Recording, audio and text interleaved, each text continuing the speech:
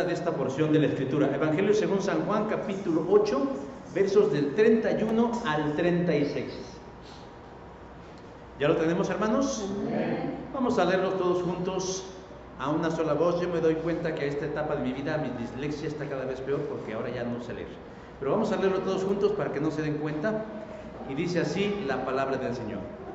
Dijo entonces Jesús a los judíos que habían creído en él: si vosotros permaneciereis en mis palabras, seréis verdaderamente mis discípulos, y conoceréis la verdad, y la verdad os hará libre.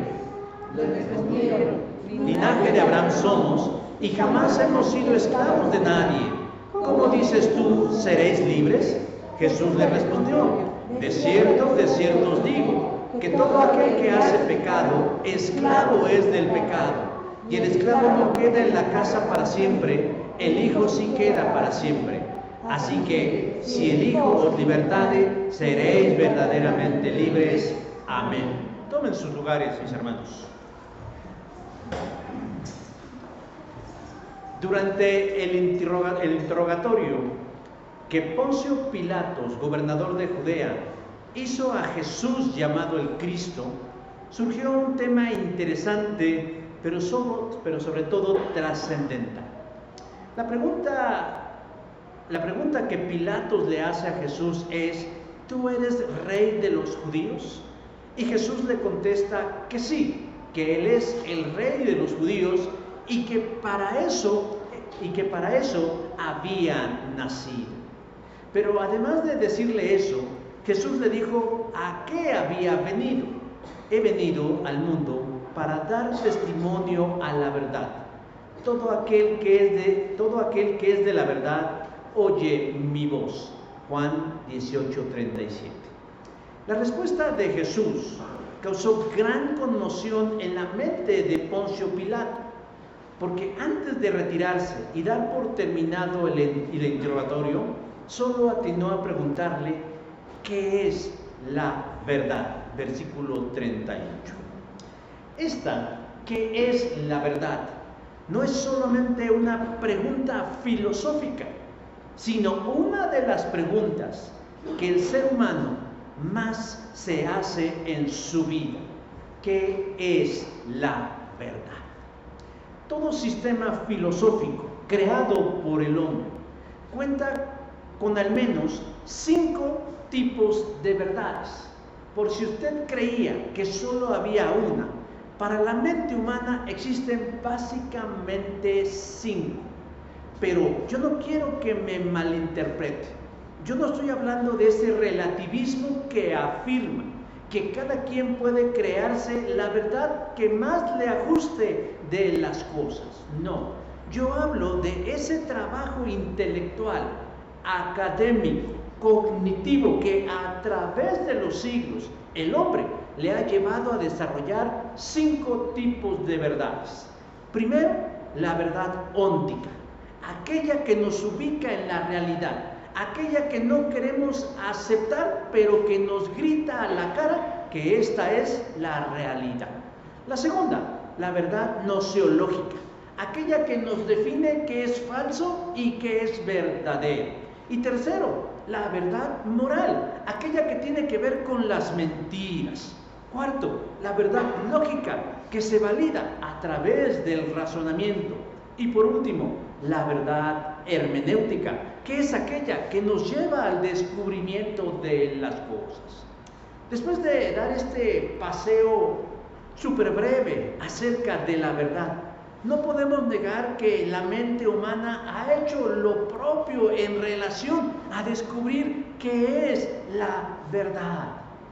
Pero siendo sinceros, yo creo que no es ese tipo de verdad a la que Jesús se refirió cuando le contestó a Pilatos diciendo que él había venido a hablar verdad. Y tampoco tiene que ver con la pregunta de Pilatos, quien preguntaba qué es la verdad.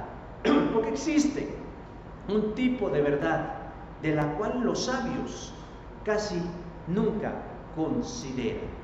Y no la consideran por desconocimiento.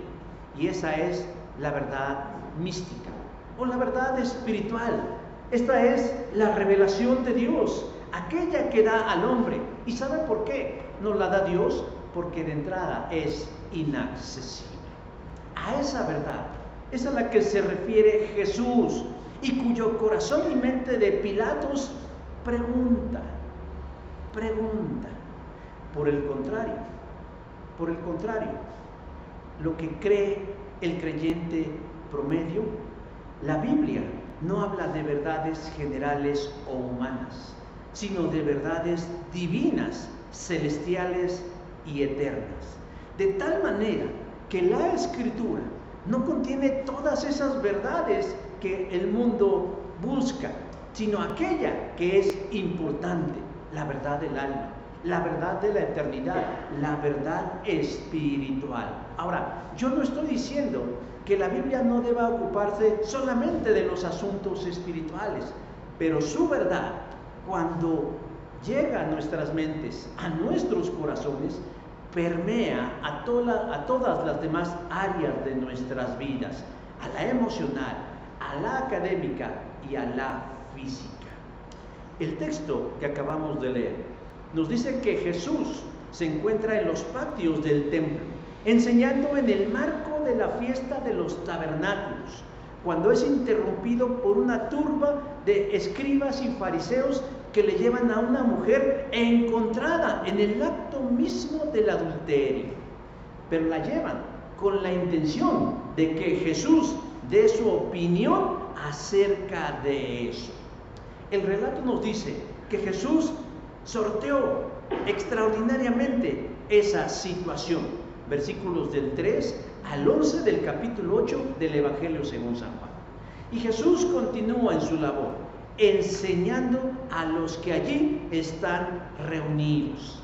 Porque los que están ahí reunidos han puesto en duda su persona y su autoridad. Pero Jesús magistralmente les revela verdades trascendentales acerca de sí mismo, como por ejemplo que Él es la luz del mundo, versos del 12 al 20. Pero una vez terminado estos discursos, el evangelista registra un hecho importante.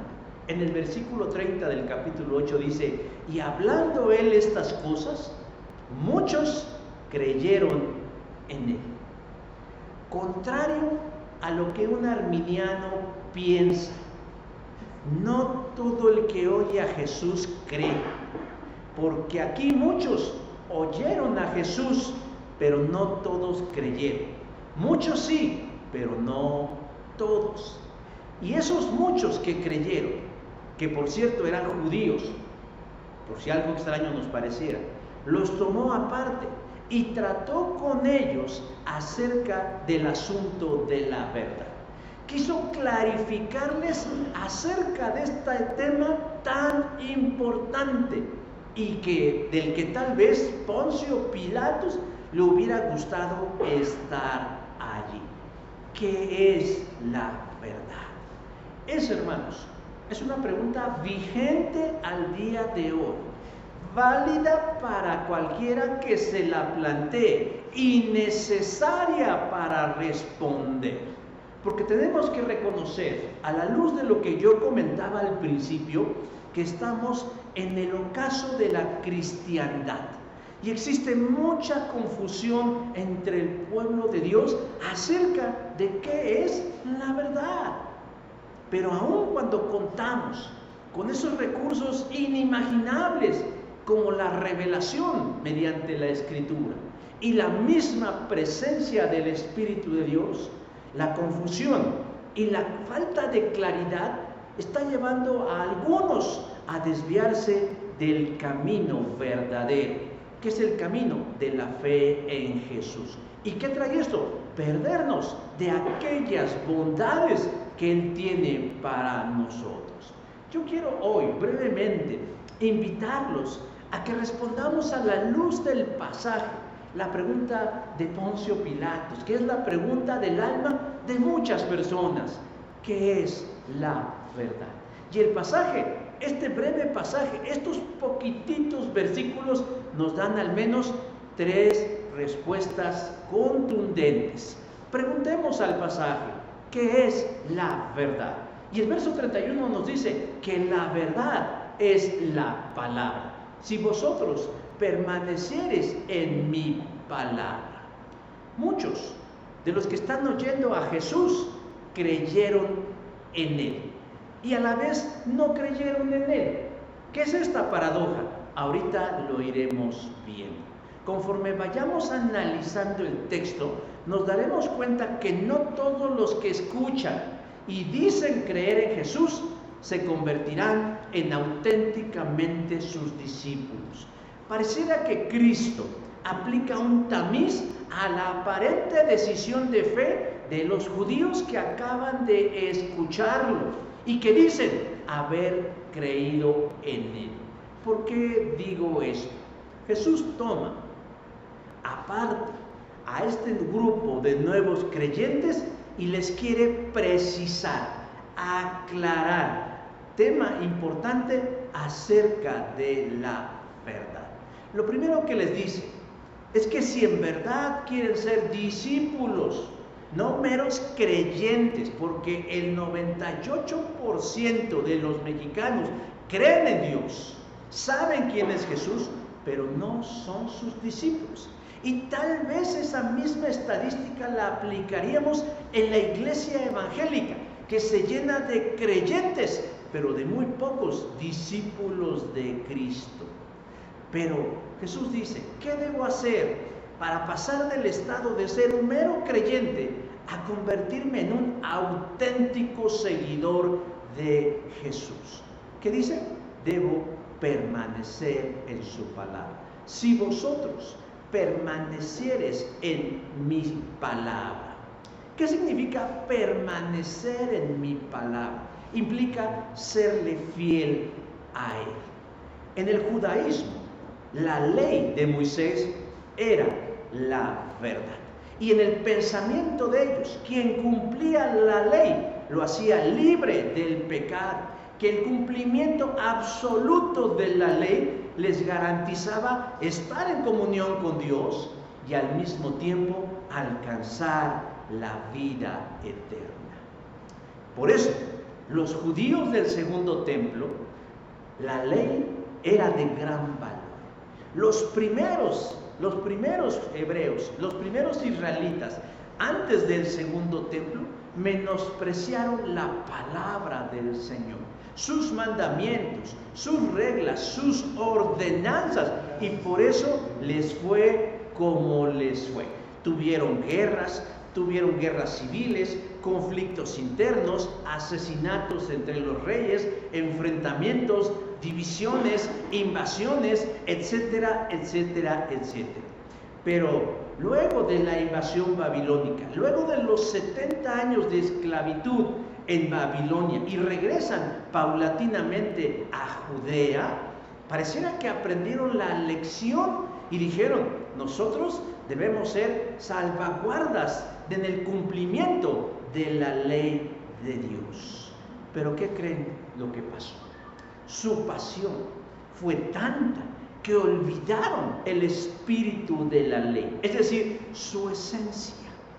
La ley fue dada y la convirtieron en una serie de reglas rígidas que servían únicamente para juzgar a los demás. Haces mal, haces mal, haces mal, haces mal. Estás en pecado, ya estás así, ya te caíste, y etcétera, y etcétera, y etcétera. Juzgaban a otros, pero nunca se juzgaban a ellos mismos. Pero además, algo que ellos ignoraban, o tal vez querían ignorar, es que la ley por sí misma no podía ser cumplida cabal, absoluta y totalmente por nadie. De alguna forma Dios había dado esa ley para que miserablemente tuvieran que reconocer que era imposible, humanamente imposible, poder cumplirla. Siglos más tarde, San Pablo clarificaría esto cuando escribió a la iglesia de Galacia diciendo: los que dependen de la ley para hacerse justos ante Dios están bajo maldición de Dios, porque las Escrituras dicen: maldito, maldito es todo el que no cumple ni obedece cada uno de los mandamientos que están escritos en el libro de la ley de Dios. Gálatas 3:10 de la Nueva Traducción Viviente.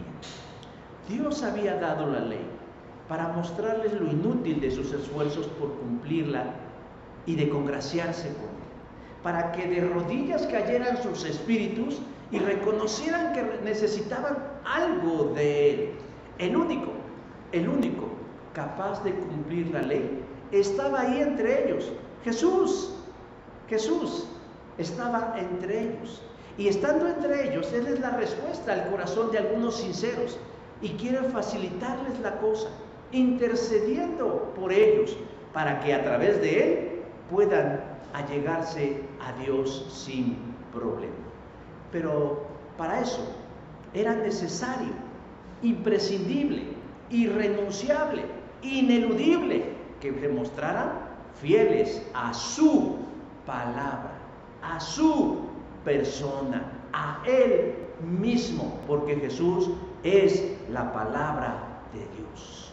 Muchos dicen creer en Jesús, porque la persona por sí sola de Jesús les resulta atractiva, inclusive para los incrédulos. Hay un libro que se llama Todos aman a Jesús. De otras religiones y aún ateos reconocen en Jesús virtudes y cualidades, claro, desde la perspectiva humana, pero eso no los convierte en seguidores o discípulos de Cristo. La fe auténtica, hermanos, se demuestra cuando uno se ciñe y se ajusta a la persona de Cristo, a la palabra de Jesús, que es verdad, que es la verdad. Jesús es la verdad. Él es la verdad. Ahora, podría alguien preguntar, luego de este análisis, ¿será que todo lo que encontramos en el Antiguo Testamento ya carece de valor? El Tanaj, que era la forma en como lo conocían los judíos, ya carece de valor y debemos desecharlos y ubicarnos en Jesús. No, pues ni que fuéramos unitarios, ¿verdad? Dios nos guarde de caer en esas cosas del solo Jesús. No, Cristo vino a clarificarnos todo y a demostrarnos el verdadero significado de cada palabra de la Escritura, del Tanaj, para darnos más revelación a través de su boca. El 31 de octubre se celebraron 506 años de la Reforma Protestante, que ocurrió en 1517. Y si ustedes están al tanto, y si no, para eso estoy yo aquí, porque yo soy la chacha de ustedes, para servirles, para lo que ustedes manden y digan. Pero si están al tanto de esto, sabrá que dicen que el legado de la Reforma Protestante son las 5 solas. ¿Alguien se las sabe?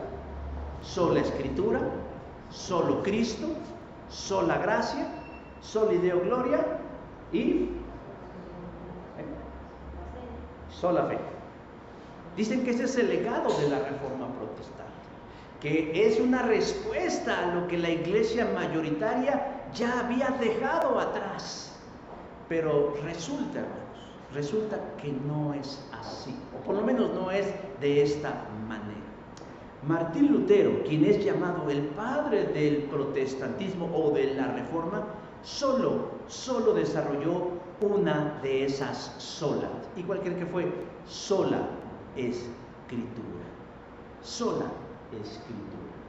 Porque para él y para otros reformadores, hablar de la Escritura, atender a la Escritura, era sinónimo de hablar de Cristo, Porque para ellos la Escritura no es un libro con letras y tinta y papel y pasta. No, para ellos la Escritura es el Logos de Dios, es decir, Jesucristo, que es la palabra eterna de Dios hecha carne y documentada a través de un libro. Dios mismo, siendo el Hijo, es la palabra del Señor. Fue hasta el siglo XX cuando un teólogo suizo llamado Emil Brunner sustituyó sola Escritura por solo Cristo, porque creyó conveniente y clarificante para la gente hacer esta diferenciación. Pero para 1965, ¿alguien quería decir en 1965? ¿No? Ya no me van a decir que son de los 80, ¿verdad? Bueno, está bien, se los voy a creer que nadie es de 1960 y tantos. Bueno, en 1965, el teólogo católico, subrayo, el teólogo católico Johann Baptist Metz fue el primero en mencionar las 5 solas, de tal manera que no es un legado protestante. Un teólogo y sacerdote católico creó las 5 solas: sola fe, sola gracia, sola Escritura, solo Cristo y soli Deo Gloria. Él hizo una diferenciación entre solo Cristo y sola Escritura. Y los evangélicos o protestantes llevan tal vez años con esta confusión, porque transmiten una idea equivocada. Creen que la Biblia es algo y creen que Jesús es otra cosa, pero no. Cuando Jesús les dijo a estos judíos que habían creído que si verdaderamente ellos, en el verso 31, ya se me perdió, si vosotros permaneciereis en mi palabra, seréis verdaderamente mis discípulos. Él está hablando de sí mismo. Cuando habla la Biblia de la palabra, está hablando de Jesús. Esto, hermanos, hace de la Escritura algo notable, que lo distingue de la literatura universal no solo por su contenido, sino por su naturaleza divina. Porque detrás de cada letra, detrás de cada historia, detrás de cada mandamiento, salmo, proverbio, cántico, profecía o revelación, está Cristo. Por eso, hablar de la palabra es hablar de Jesucristo. Por eso, lo que distingue, diferencia y hace sobresalir a la Escritura del resto de la literatura universal no es lo que dice, sino quién es y lo que representa: la luz del cielo, que es la verdad. Por eso Jesús le dice a esos creyentes que no solo decir que creen en Él los hace sus discípulos, sino a aquellos que se ciñen y se ajustan a su palabra. Si nosotros queremos en verdad ser discípulos de Cristo, debemos serle fiel al texto que nos habla de Él y sus mandamientos. ¿Qué es la verdad? La verdad es la palabra, que termina siendo Jesús mismo.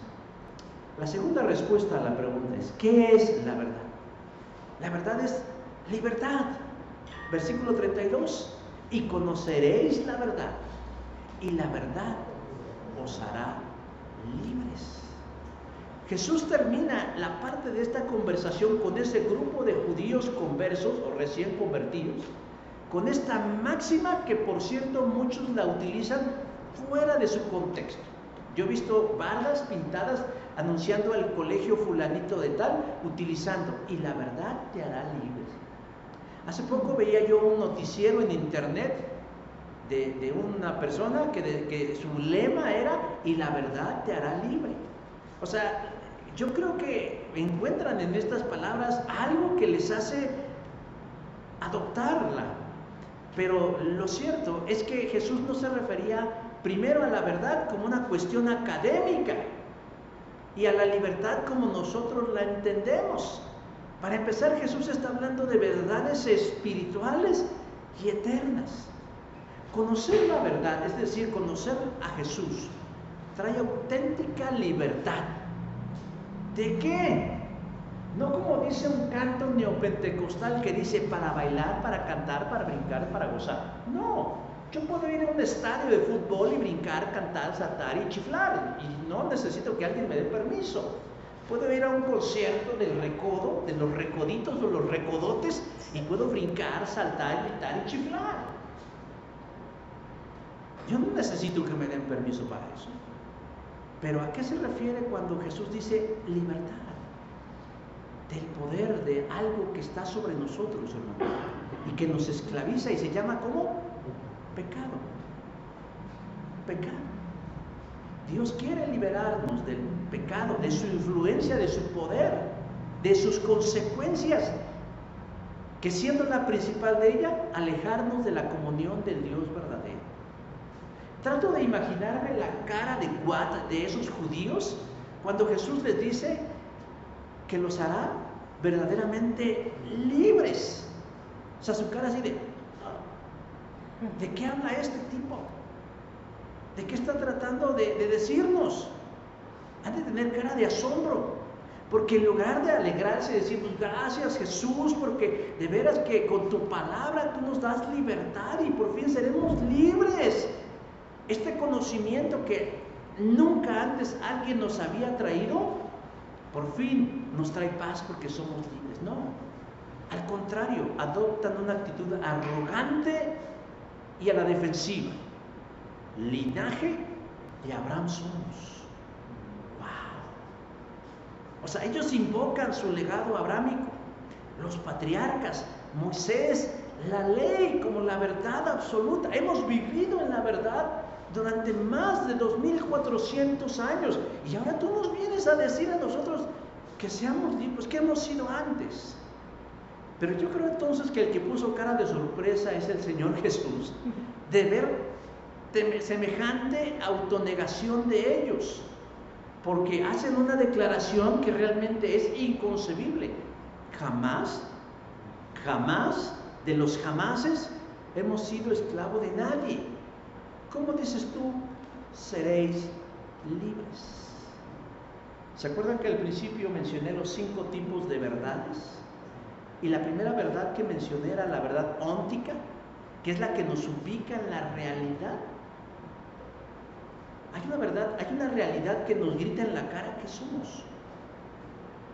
O sea, estaba viendo un video en TikTok de un hombre transexual que ya está feminizándose y quería que la inteligencia artificial, al ponérselo y sacara una foto, un video, no sé qué, él saliera como una bella mujer. Pero resulta que 3 veces la inteligencia artificial lo reconoció como hombre. Y cómo le enojaba cada vez que él le apuchaba, tac a la pantalla, ¿no? Le apuchaba en la pantalla y salía como hombre, y se enojaba y le apachurraba la pantalla y salía como hombre, y le apachurraba y se ve su cara de frustración, de enojo, de ira, de por qué la inteligencia artificial, por eso es inteligente, le decía a él, esta es tu realidad óntica, esta es tu verdad, tú eres un hombre.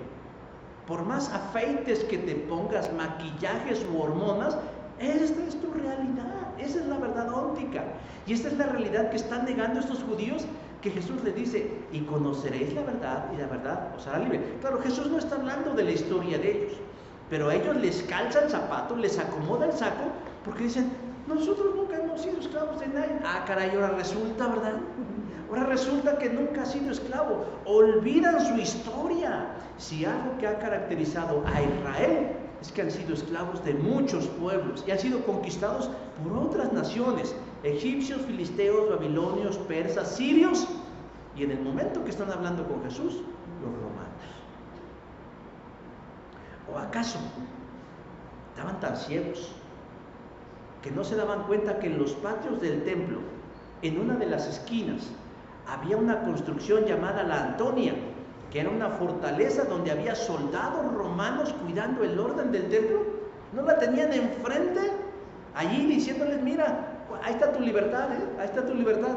Pues, no. ¿Qué tienen en sus mentes? El mismo historiador Josefo habla de los judíos en su particularidad, en su particular forma de pensar sobre la libertad. Ellos podían estar oprimidos por Nabucodonosor, por Nabuzaradán, por todos los reyes, pero en su mente ellos eran libres. Negaban la realidad óntica, porque para ellos, pese a que estaban dominados por babilonios, persas, filisteos o romanos, para ellos Dios era su único gobernante y su único Señor. Pero como dije hace un rato, Jesús no está hablando de ese asunto. Jesús está hablando de asuntos espirituales, porque independientemente de su identidad y origen étnico, todos los seres humanos somos esclavos del pecado. Porque dice el verso 34, todo aquel que hace pecado, esclavo es del pecado. Todos somos pecadores.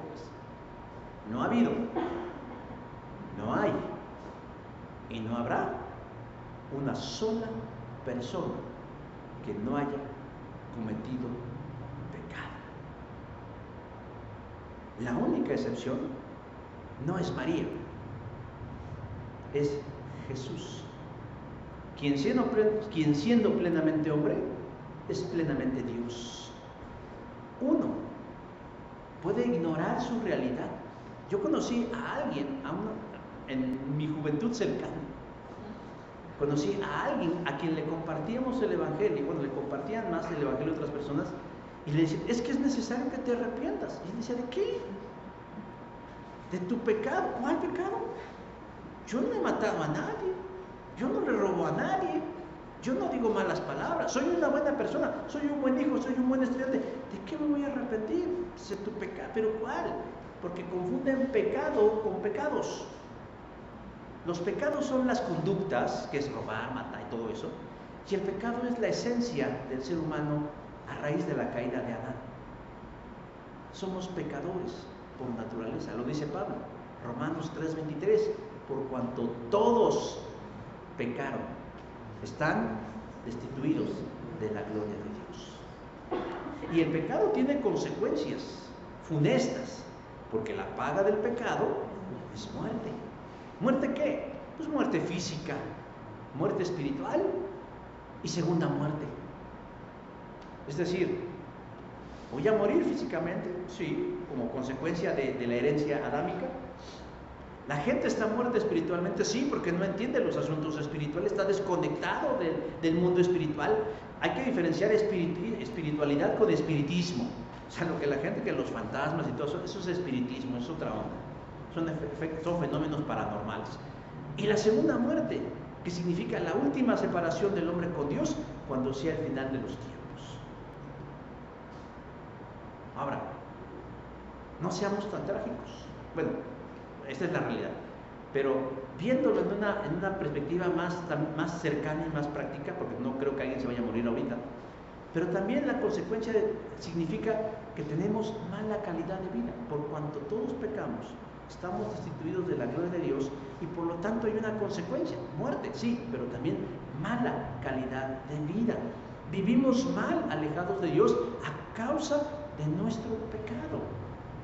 Pero ¿cómo responde el ser humano ante esta verdad abrumadora? Si usted le dice a alguien, pues como la persona que les digo, negándola, no aceptando su realidad, mintiéndose a sí mismo, como esos judíos que decían, nunca hemos sido esclavos de nadie. ¿Cómo me dices tú que voy a ser libre? Porque el ser humano cree que está en ellos elegir qué es verdadero y qué no es verdadero. Esto es lo que algunos llaman libre capacidad de elegir o libre albedrío, que ya lo he dicho en otras ocasiones. El libre albedrío no es un principio contenido en las Escrituras, no es algo que la Biblia enseñe. Los judíos se creían libres, así como la mayoría de la gente cree que es libre.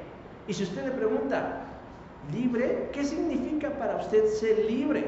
La gente, palabras más, palabras menos, le va a decir, ser libre es hacer lo que me venga en gana. Eso es ser libre, ¿no? Hacer lo que a mí me venga en gana. Como alguna vez una señora estaba haciendo disturbios en la calle, le dijo, señora, contrólese, yo estoy en la calle uno es libre de hacer lo que uno quiera. ¿Será que eso es libertad? No, hermanos, eso es una mentira. El profeta Isaías lo dice así: busquen las instrucciones y las enseñanzas de Dios. Quienes contradicen su palabra están en completa oscuridad. Isaías 8:20. Dios creó al hombre, libro del Génesis, y nos hizo libres. Pero la libertad que Dios nos ha dado es una libertad limitada y perfecta. Limitada y perfecta. ¿Por qué limitada? Porque el hombre podía comer de todo árbol del huerto, menos de uno. Eso ya es una limitación. O sea, el hombre podía hacer en sí lo que le placiera siempre y cuando no transgrediera los límites de Dios. Por eso no existe el libre albedrío. Porque el ser humano no escoge sus opciones ni sus alternativas. Si yo los invito a comer y les digo, pues solo hay sopa y frijoles, ¿qué quieren? Yo quiero una hamburguesa. No, hay sopa y frijoles. Pero es que a mí se me antoja un bistec, hay sopa y frijoles. Pero yo quiero una hamburguesa, hay sopa y frijoles. ¿Qué parte de sopa y frijoles no entiendes? Si existiera el libre albedrío, o sea, la libertad de arbitrar la vida, yo podría decir, yo puedo crear unas hamburguesas. Pero no. Dios decía, de todo árbol del huerto tú puedes probar, menos de uno, porque el día que de él comas, ciertamente morirás. Su libertad era limitada y era perfecta. Pero el hombre la quebrantó e hizo mal uso de ella. Y por eso ahora la libertad, si se le puede llamar así, sigue siendo limitada. Nadie puede hacer lo que le venga en gana. Porque hay reglas o leyes o normas escritas y no escritas que nos ayudan a vivir como sociedad, como grupo o como familias. Pero además de que es limitada, es imperfecta y es corrupta. Porque cuando la persona se deja llevar por su deseo de libertad, comete errores que la Biblia llama pecados. Y el pecado trae funestas consecuencias. Esto es algo que esos judíos no entendían. Por eso le dicen, ¿por qué nos dice que conoceréis la verdad y la verdad os haráis libres? Si nosotros no somos esclavos, no han entendido la esencia. Hermanos, para poder ser salvos y para poder ser hijos de Dios y para poder nacer de nuevo, es necesario aceptar que somos pecadores. No es aceptar que somos necesitados, no aceptar que somos pobres, no aceptar que lloramos o que somos sinceros. Debemos aceptar que somos pecadores y que solo a través de Cristo podemos encontrar libertad. Y conoceréis la verdad, y la verdad os hará libres. Libres con la capacidad de elegir hacer lo bueno y el bien según la voluntad de Dios. La tercera respuesta a la pregunta, ¿qué es la verdad? La verdad es Jesús, es la palabra. La verdad es libertad. Pero el versículo 35 nos dice, la verdad es integración, versículo 35. No se me ocurrió otra palabra para no hacer todo un rollote, pero dice, si el Hijo sí queda para siempre, el Hijo sí queda para siempre. ¿Cuán importante fue esta conversación en off, es decir, en privado de Jesús con este grupo de judíos que decían haber creído en Él? Pero conforme iban conociendo las implicaciones de creer en Jesús, les fue saliendo el asegún. Pues yo pensé que nada más era decir sí y ya, ¿no? respecto a las palabras de Cristo sobre la verdad. Ellos le contraargumentaron invocando su ascendencia abrámica, versículo 33. Pero además negaban la realidad óntica. Nosotros nunca hemos sido esclavos de nadie. Y la verdad así no se puede hablar. Como diría San Agustín, para el que quiera creer tengo 1000 razones y argumentos y explicaciones. Pero para el que no quiere creer no tengo ninguna. ¿Tiene que ver con qué? Con la disposición. Pero aún así Jesús todavía les da el refil, es decir, el cierre en la conversación, pese a que niegan una realidad. Jesús les está hablando de otro tipo de esclavitud, que es más grave que la que viven, y es la del pecado. Pero Jesús quiere terminar esta conversación y utiliza para eso una figura que para ellos es conocida y que esa sí no la pueden negar: el uso de los esclavos. Qué interesante, ¿no? Ellos no se ven a sí mismos como que fueron esclavos de los egipcios, como que fueron esclavos de los filisteos, como que fueron esclavos de los sirios, como que fueron prisioneros de los babilonios, y como que en ese momento son presas de los romanos. Pero sí conciben bien la idea de ellos mismos tener esclavos. Ellos practicaban la esclavitud. Esto me recuerda esa imagen de que el perro manda al gato, el gato manda al ratón, el ratón manda su cola, la cola manda a la pulga o sea, así. Entonces ellos practicaban la esclavitud sobre otros. Tenían leyes que establecían la conducta sobre sus esclavos. Y Jesús les dice en el versículo 35, un esclavo no queda en la casa para siempre. Un esclavo no queda en la casa para siempre, pero un hijo sí queda para siempre. ¿Qué está tratando de decir Jesús? Nosotros nos cuesta trabajo entenderlo porque no somos hebreos. Quienes estaban ahí no tuvieron ningún conflicto en entender lo que Jesús les decía. Jesús les hablaba de una realidad evidente, el ejercicio de la esclavitud entre ellos.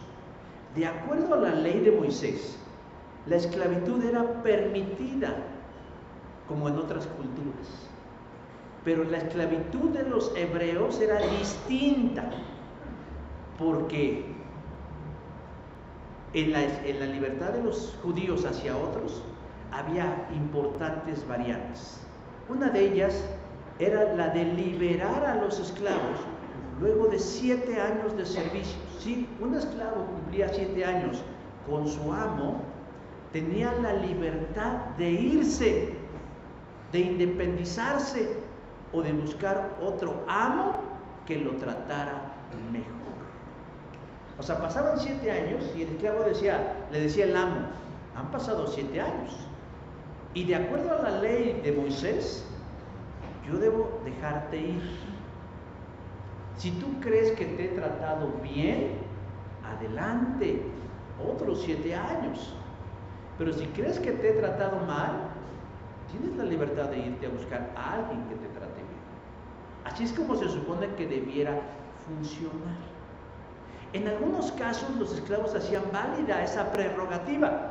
Decían, no, pues me trataron a patadas, ¿no? Me busco otro amo, mejor que este, que me trate mejor. A eso se refiere Jesús. El esclavo no queda en la casa para siempre. Había esclavos que no se quedaban porque no se sentían bien tratados. Por el contrario,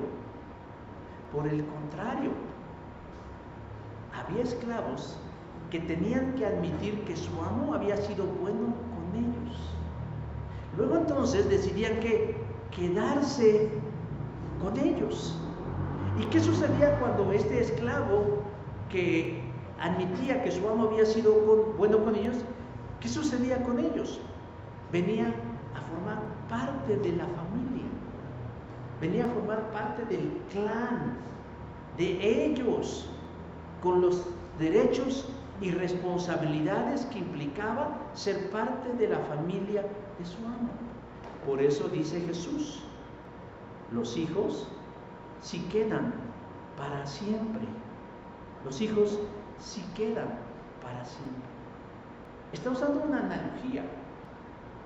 Si la gente quiere o se decide por la esclavitud con su pecado, adelante, síganlos. Dios predestinó a muchos para la salvación. Y Dios liberó a muchos para que en libertad imperfecta y corrompida anden en sus pecados, vivan en sus pecados. Diría un psiquiatra: ándele, atásquese, pero hágalo con ganas, abrace el pecado con todo lo que hay, pruebe todo lo que existe, hágalo como un verdadero hombre, pero hágalo. Pero sepa que en el reino de los cielos usted no es nadie. No invoque luego ahí que no, pues es que yo alguna vez creí en Jesús. No, pues que yo cuando era niño me llevaron a la escuela dominical. O como decía un hermano: no, pues es que ya se bautizó mi hijo. Ah, pues perfecto. Pero eso no lo hace hijo de Dios. Sino que cuando el Señor vino, así como Jesús, dices, el esclavo que decide quedarse con su amo, que lo trata mal, porque hasta eso el pecado trata mal, da una satisfacción inmediata, pero a la larga trata mal, cobra fuertes facturas. Pues dices: eso es un extraño, no eres parte de mi reino. En contraste, pero aquellos que eligen al amo que los trata bien, que es Jesús, vienen a formar parte, a integrarse en la familia de Cristo. Por eso en el versículo 36 Jesús dice: si el Hijo os libertare, seréis verdaderamente libres. Lo que Jesús está haciendo en ese momento, les está ofreciendo una paradoja, algo que parece contradictorio. Les propone abandonar la esclavitud del pecado para venir a sujetarse a otra esclavitud, la esclavitud de Cristo. Pero hay una amplia diferencia, porque así como la esclavitud de los judíos se diferenciaba de la esclavitud de otras naciones, porque entre los judíos existía la máxima de tratarlos bien, en ese sentido Jesús dice: y quien se decanta por mí, el quien opta por mí, el quien acepta que yo soy la verdad, viene a ser parte de mi familia, con todos los derechos, con todas las prerrogativas, con todas las perfecciones, pero también con todas las responsabilidades. Jesús ofrece libertad, limitada sí, porque no podemos hacer lo que queramos, pero perfecta, porque nos lleva al cielo. Estos hombres, como muchos, quieren todo lo bueno de la vida, quieren lo que el mundo les ofrece, lo que su religión les ofrece, lo que su familia les ofrece, pero al mismo tiempo también quieren todo lo bueno que Jesús ofrece. Y Jesús es celoso, si pudiera o me podría atrever a utilizar esa palabra o ese concepto en ese sentido para que lo entendamos, pero Jesús no es así. Jesús es exclusivista. Elígeme a mí y serás auténticamente libre, y por lo tanto serás parte del reino de Dios. Existe, mis hermanos, un falso dilema en el cristianismo. Se puede ser cristiano sin ir a la iglesia. Sí se puede ser cristiano sin ir a la iglesia. La gente que está en un lecho de muerte